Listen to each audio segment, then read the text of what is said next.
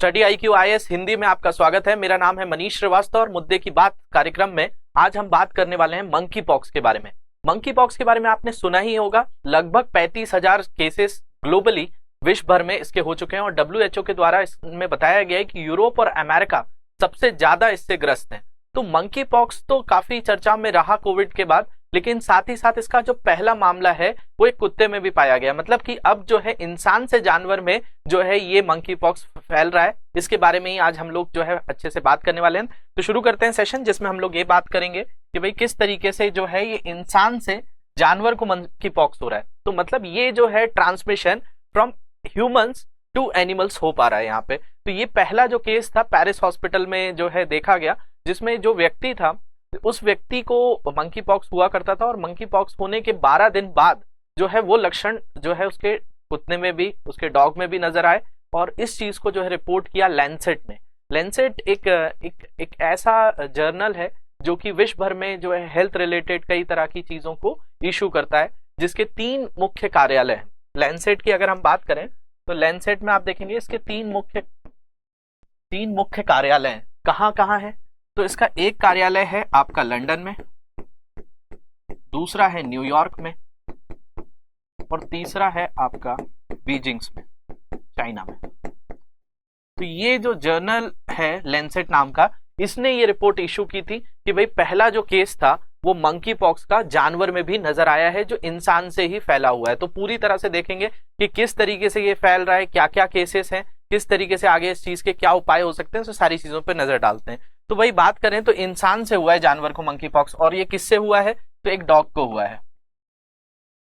तो ये एक कुत्ते में मंकी पॉक्स के मानव से पशु संचरण की सूचना मिली हुई है, जो कि मैंने आपको बताया कहां पे देखा गया। तो पेरिस हॉस्पिटल में ये रिपोर्ट किया गया था केस। और पेरिस हॉस्पिटल में जिस डॉग को हुआ उसके मालिक को 12 दिन पहले ये हो चुका था। तो 12 दिन बाद उस कुत्ते के अंदर भी ये सारे लक्षण देखने मिले। तो लगभग 12 दिनों के बाद कुत्ते ने लक्षण दिखाना शुरू किए और फिर उसका परीक्षण किया गया, तो वो भी जो है मंकी पॉक्स जो है पॉजिटिव आया। और मंकी पॉक्स पॉजिटिव आने के बाद क्या होता है कि आपके जो जेनिटल्स पार्ट्स होते हैं, जनांग होते हैं, वहां पर कई तरह के जो है चित्ते जैसे होने लगते हैं, एक पिंपल्स जैसे, एक्ने जैसी चीजें होने लगती हैं, मतलब पपड़ी जैसे शरीर के ऊपर जमने लगती है। तो ये सारे लक्षण उस कुत्ते में भी नजर आने लगे, जो कि जिसके मालिक को 12 दिन पहले हुआ था। तो ये विश्व भर में जो पहला ऐसा मामला आया है जिसमें हमने देखा है कि भाई इंसान से जानवरों को भी ज्यादा आ रहा है। इसके अलावा मैंने आपको बताया कि लगभग 35,000 से ज्यादा केसेस इसके रिपोर्ट किए जा चुके हैं ग्लोबली। विश्व भर में 35,000 से ज्यादा केसेस हैं और इसमें WHO का कहना है कि ये मेनली केसेस कहां पर है? तो यूरोप के अंदर और आपका अमेरिका के अंदर सबसे ज्यादा केसेस देखने मिल रहे हैं।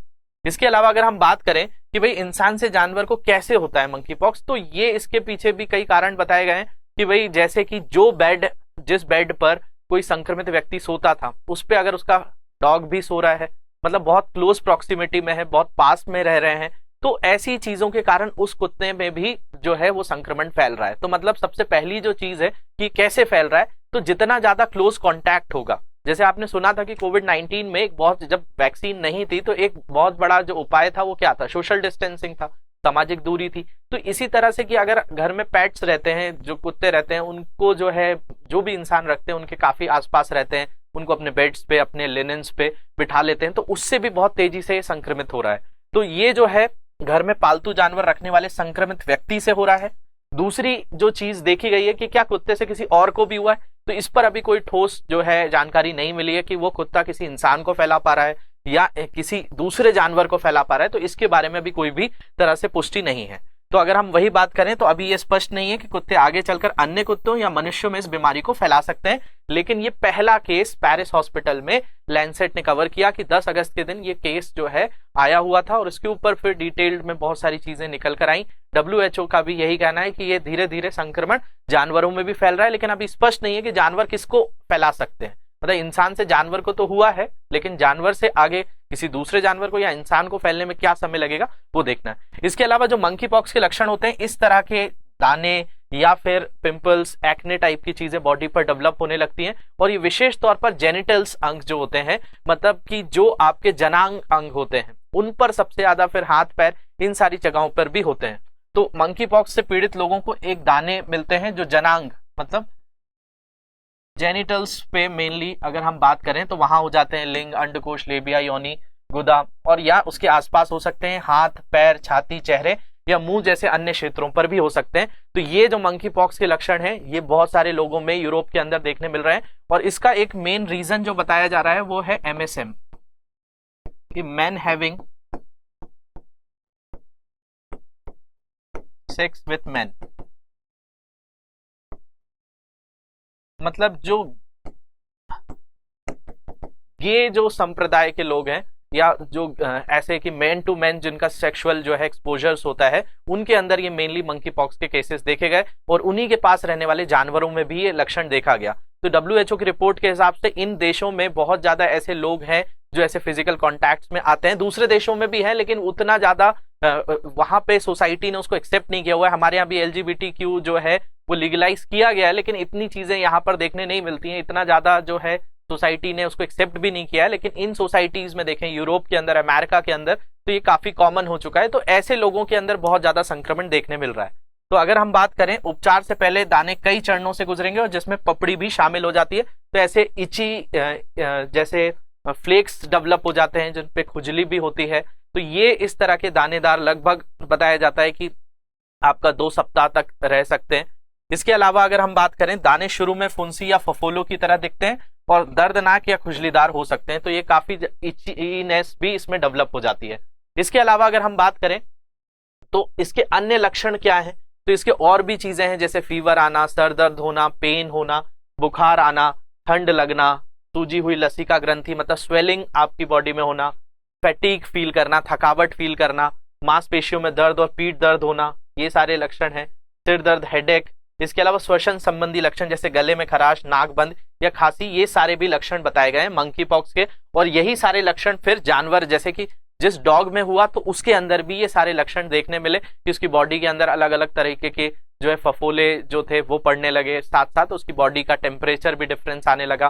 तो ये सारी चीजें भी उसमें शामिल है। इसके अलावा उपाय क्या है, तो उपाय यही है कि अगर ये अब एनिमल्स में फैल रहा है तो एनिमल्स में फैलने पे यही है कि जिस भी इंसान से ये एनिमल्स में फैल रहा है, तो अगर किसी को संक्रमण हो चुका है तो उससे उस जानवर को दूर रखा जाए, उसकी प्रॉक्सिमिटी में ना रखा जाए किसी भी तरीके से। जो है मतलब उनके जो सेम चीजें हैं कि जहां बेड पर बैठ रहे हैं या सोफे पे बैठ रहे हैं तो उन जगहों पे इन जानवरों को ना रखा जाए। और ये भी सलाह दी गई है कि भाई 21 दिन तक, 21 डेज तक इन जानवरों को आइसोलेशन में रख दिया जाए।